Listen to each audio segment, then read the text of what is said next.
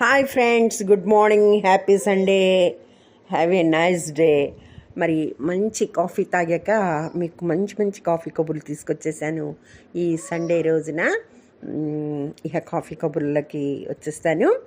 ఒక నిజమైన సంఘటన గురించే మాట్లాడుకుందాం ఇవాళ. బంధం ఏంటి, అనుబంధం ఏంటి అని తెలియచెప్పే మరి వివేకానంద గారి మాటల్లో మనం ఇవాళ కాఫీ కబుర్లను షేర్ చేసుకుందాం. ఇంకా విషయంలోకి వచ్చేస్తే, న్యూయార్క్లో ఒక ప్రఖ్యాత జర్నలిస్టు ఒక సాధువుని ఇంటర్వ్యూ చేస్తున్నారు.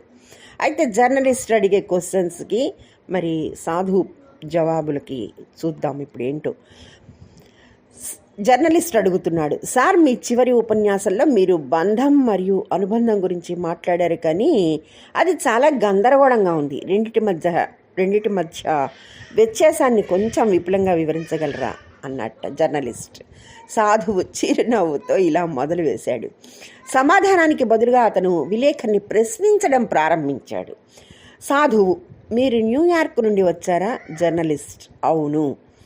సాధువు, మీ కుటుంబంలో మీకు ఎవరెవరున్నారు? జర్నలిస్ట్ సమాధానం, ఈ ప్రశ్న చాలా వ్యక్తిగతమైనది. అంతేకాకుండా సాధువు అడిగిన దాని నుండి చాలా డిఫరెంట్ అయినందుకు సాధువు తన ప్రశ్న నుండి తప్పించుకోవడానికి ప్రయత్నిస్తున్నాడని భావించాడు. కానీ అతను చాలా ఇలా సమాధానం ఇచ్చాడు.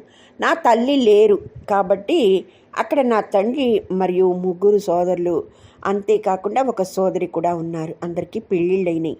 సాధువు చిరునవ్వుతో అడిగాడు, మీరు మీ నాన్నతో రెగ్యులర్గా మాట్లాడతారా? జర్నలిస్ట్ ముఖంలో కోపం కనిపించడం మొదలైంది. సాధువు అడిగాడు, మీరు మీ తండ్రితో చివరిగా ఎప్పుడు మాట్లాడారని. తన కోపాన్ని ఇంకాస్త అణుచుకుంటూ జర్నలిస్ట్ ఇలా సమాధానం ఇచ్చాడు, బహుశా 1 నెల క్రితం. సాధువు అడిగాడు, మీరు మీ సోదరీమణులను తరచుగా కలుసుకుంటారా? మీరంతా కుటుంబ సమేతంగా చివరిగా ఎప్పుడు కలిశారు అని అడిగాడు. ఈ ప్రశ్నతో జర్నలిస్టు నుదుటిపై చెమటలు పట్టాయి. ఈ ఇంటర్వ్యూ నేను చేస్తున్నానా లేక సాధువా అనే ప్రశ్న ఉద్భవించింది. సాధువు జర్నలిస్టుని ఇంటర్వ్యూ చేస్తున్నట్లుగా అనిపించింది. ఒక నిట్టూర్పుతో జర్నలిస్ట్ ఇలా అన్నాడు, క్రిస్మస్ కానీ 2 సంవత్సరాల క్రితం. క్రిస్మస్కి కలుసుకుంటాను, 2 సంవత్సరాల క్రితం కలిశాను, అంతే, ఈ మధ్యలో కలవలేదని జర్నలిస్ట్ సమాధానం చెప్పాడు. సాధువు ఇంకా ప్రశ్నలు అడుగుతున్నాడు. మీరందరూ కలిసి ఎన్ని రోజులు ఉన్నారు? 3 రోజులు. జర్నలిస్ట్ తన కన్నీళ్లు తుడుచుకుంటూ బదిలిచ్చారు. రియలైజేషన్ మొదలైంది మనసులో. సాధువు, మీరందరూ పిల్లలు మీ నాన్న దగ్గర కూర్చుని ఎంత సమయం గడిపారు చెప్పండి? జర్నలిస్ట్ అవాక్కయ్యాడు మరియు ఇబ్బందిగా చూశాడు. అతని కాగితంపై రాయడం ప్రారంభించాడు. సాధువు కొనసాగించాడు, మీరు మీ నాన్నతో అల్పాహారం, మధ్యాహ్న భోజనం లేదా రాత్రి భోజనం చేశారా? మీరు అతనిని ఎలా ఉన్నారని అడిగారా? మీ అమ్మ పోయిన తర్వాత అతను ఎలా గడుపుతున్నాడో తెలుసుకున్నారా? సాధువు జర్నలిస్ట్ చేయి పట్టుకుని ఇలా అన్నాడు, సిగ్గుపడకు లేదా విచారంగా ఉండకు. అనుకోకుండా మిమ్మల్ని నేను బాధ పెట్టి ఉంటే నన్ను క్షమించండి. కానీ బంధం మరియు అనుబంధంపై మీ ప్రశ్నకి ఈ ప్రశ్నలే ఒక సమాధానం.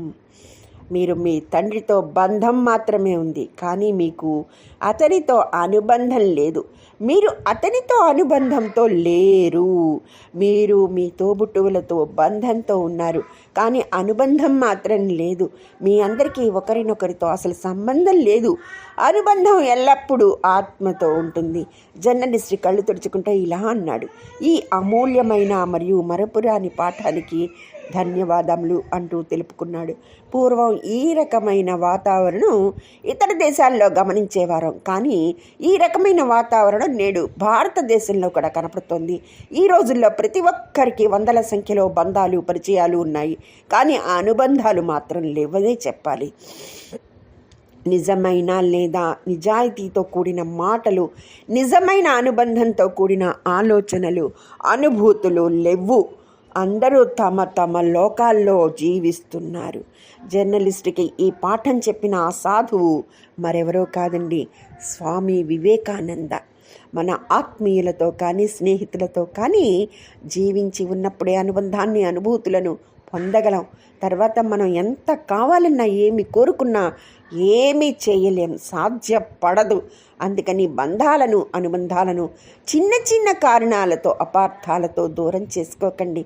ముఖ్యంగా వయసు మీద పడే కొద్దీ అనుబంధాలలో ఆప్యాయతను ప్రదర్శించండి, అపార్థాలను తొలగించుకోండి. ఎందుకంటే రోజులు గడిచే కొద్దీ కాలం నిర్ణయాలు ఎలా ఉంటాయో, ఎవరిని పలకరించే అవకాశం కోల్పోతామో తెలియదు కదా.